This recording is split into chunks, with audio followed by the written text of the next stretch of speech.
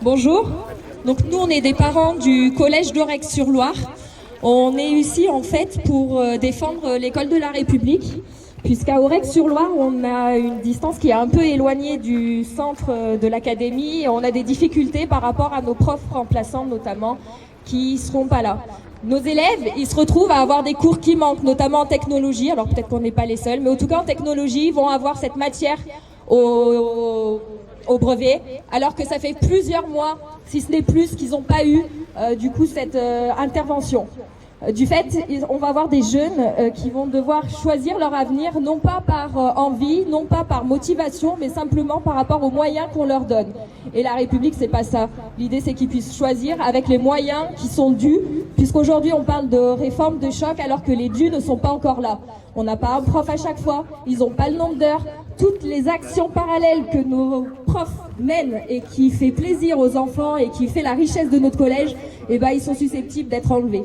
Donc on veut pas ça. Alors on s'unit à vous, profs, formateurs, élèves même du secondaire, pour que ça change et que nos enfants ils aient un avenir.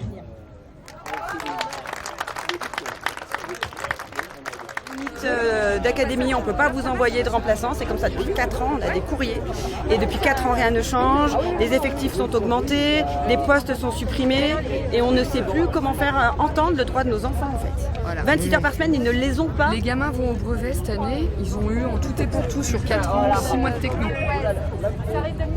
On a été reçus par Madame Valentin hier qui nous entend, on a contacté tous les députés, on a contacté également Monsieur Wauquiez et on n'a aucun retour en fait. On a fait Monsieur Attal, Madame Belloubet, on a fait le recteur, on a envoyé des courriers de masse. On ne sait plus comment faire. Moi, je ne sais pas ce que les collègues en pensent, mais je trouve que votre démarche est bien, là, les parents d'élèves, de s'emparer de ça, parce qu'il faut que ce soit sur la place publique. Mais ce qui nous a voilà, servi et pas un seul établissement en fait. C'est ça, c'est qu'il faudrait regrouper. Le problème, c'est que ça fait peur à d'autres parents qui se disent « Oh là là, mais s'il y a tous ces problèmes dans ce collège-là, moi je ne vais pas le mettre. » Alors que nous, ce qu'on met en avant, en plus, c'est un collège qui est excellent. Les derniers classements le montrent. Il y a des projets d'excellence, des concours d'éloquence avec des finalistes académiques, des championnats UNSS avec des finalistes académiques, des projets d'ampleur, un voyage devoir de mémoire où nos enfants, vraiment, c'est une chance incroyable pour nos enfants d'être là-bas.